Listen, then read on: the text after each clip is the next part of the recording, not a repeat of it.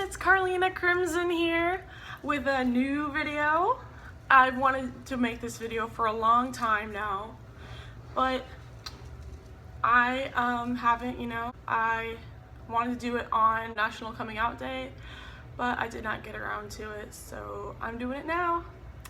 Been a little nervous to make this video, but I figured, hey, I just want to get it out there. So I am non-binary, and I'm a little nervous to talk about this because while attitudes have definitely been changing around being gay or being a lesbian or being bi or pan, there's still so much transphobia in this generation.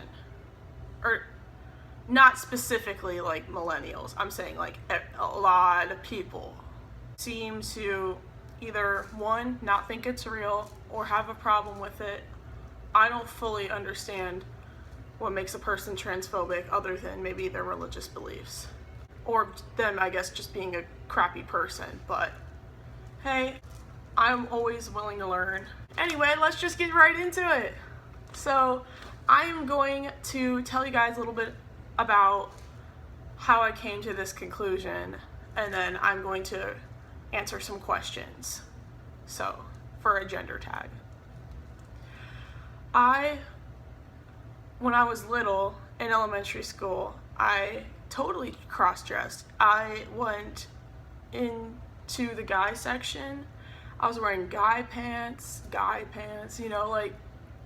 well, they do fit differently than girl pants. They have a bigger zipper, if you know why.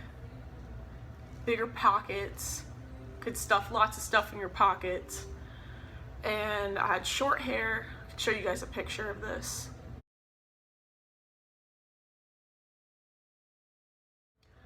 And I got mistaken for a guy a lot, even by teachers or principal. I remember on the first day of 6th grade, the principal said, "Call me sir," and I was so offended, like, and that's the weird thing. I also hate now when people call me a girl. I hate it so much. It just gets under my skin, and I hate when people call me a her and a she. I don't feel like I fit either one of those binary genders of male or female. And for those of you who do not know what non-binary is, it means that you're outside of the gender binary, which would be female and male. And I identify as non-binary and agender, and what that means is I don't identify with a specific gender. I'm like gender neutral, I'm on my own thing. Also, I identify as gender fluid, but because I don't like being called a girl or a guy, my pronouns are they and them. I like to look at it as I fluctuate between masculine and feminine, not a girl and a boy, or a man and a woman. I've always had short hair. That was not really my choice though. My grandma and my mom always used to, get scissor crazy on me.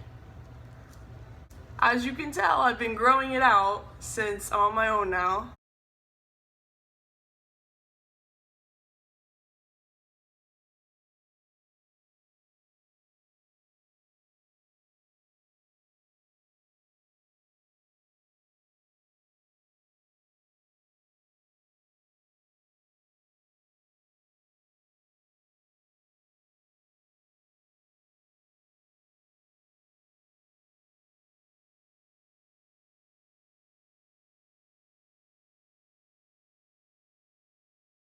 I'm rambling a little bit, so I'm gonna get into the questions now.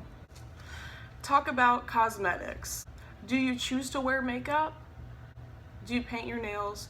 What types of soaps and perfumes do you use, if any? Yes, I do wear makeup. I don't know if you can tell because it's kind of natural looking today, but whenever I do look kind of feminine or in the middle, I do wear makeup. If I look masculine, I don't bother with it. Do I paint my nails? You can't. Clearly, I have not. Lately, I have tons of nail polish, but I just don't really I don't really paint my nails too often. If I don't wear black or white nail polish, it doesn't really match because I wear so many different kinds of styles. For example, if I paint my nails like bubblegum pink and then I'm wearing a red and black outfit, it's gonna clash. So that's why I don't really do it a whole lot, but I do love having it done. Of course, I paint my own nails because going to get done is too expensive for me. Can't afford that stuff. I do like having painted nails though, don't get me wrong. I love it. I just don't really get around to it. I'm a busy person. Busy bee. Okay, so do you wear any perfume? I do. I wear the cheap Dollar Tree perfume or from Walmart. I like these better because the stuff I've just smelled in Victoria's Secret and Bath and Body Works, it just smells like you're smelling rubbing alcohol. It doesn't smell like anything. Although my roommate was wearing some and it smelled amazing, and then I smelled it with the bottle and it smelled like rubbing alcohol, not like the actual perfume. So you know what? I think I might have to try it out and just experiment with it. But I wear like perfume, I don't wear cologne, just a personal preference. But yeah, I don't really have a whole lot of experience with cologne, but I prefer perfume. I'm mostly feminine most of the time, but that's mostly because I don't have any like guy clothes anymore. Like I would have to go out and get some, and you know, I'm a broke poor college kid, so let's see when that happens.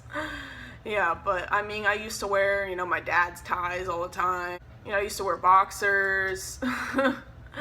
Used to wear like my dad's shorts and stuff, you know, when I was little. But one day I do want to get some ties again, some ties and some cool outfits. Do you experience dysphoria?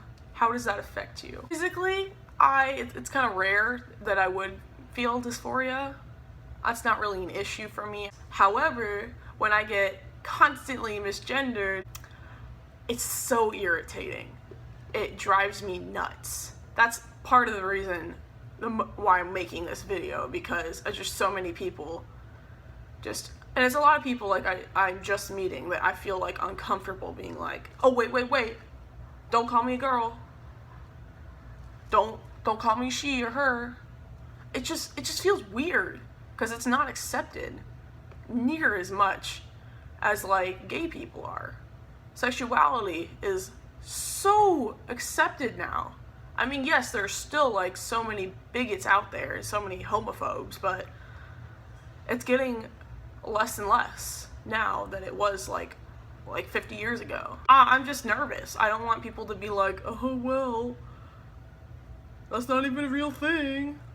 And I have experienced it when I'm beginning to tell people, because it just drives me crazy and I don't want people to call me that, because I don't feel like that's who I am. So I did have one person that like, it was weird because like they were like relentlessly misgendering me, and like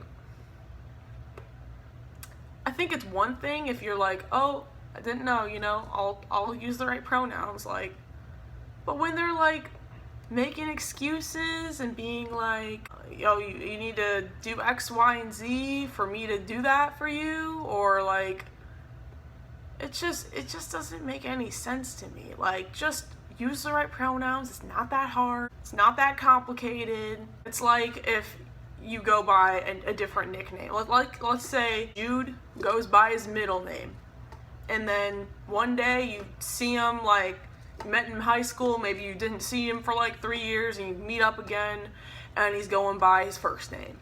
Yeah, it'll take a little bit of you getting used to, but you can do it. It's not rocket science. Like, you just need to respect people. That's the thing, like, respect is not earned, that is given. Trust is earned. There's a lot of people that get that twisted, and just be nice. Just be respectful. It's not that hard. Talk about money. Is it important to you to provide for a family financially if you choose to have one? I don't really care either way if I'm providing for them. It seems to be now often like you have to have 2 people working jobs, but I feel like if it is possible, you know, not to have a kid with a nanny all day or at daycare, like for a parent to be a parent and to be there, like a stay-at-home, at least one stay-at-home parent.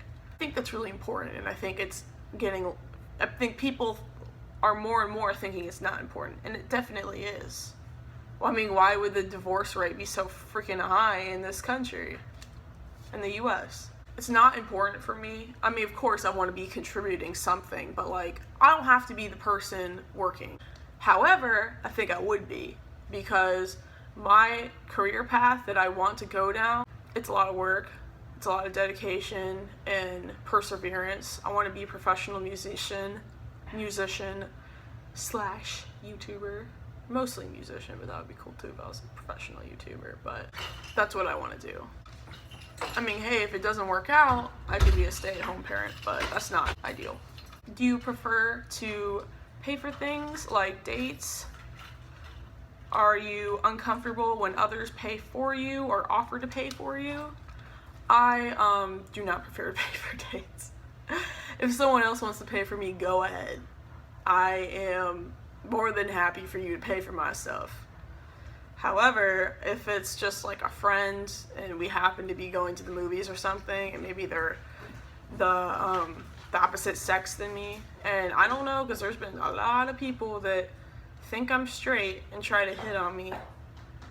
I mean, because I guess by default you'd be straight, so people like try to hit on me and think I want more than just being friends, and I don't. So if that were the case, then yes, I would feel uncomfortable, but if it's this date, no, go ahead. I mean, unless you've, because I don't want to feel like I owe anyone anything, you know? And I also don't want to feel like, want them to think it's a date if it's not.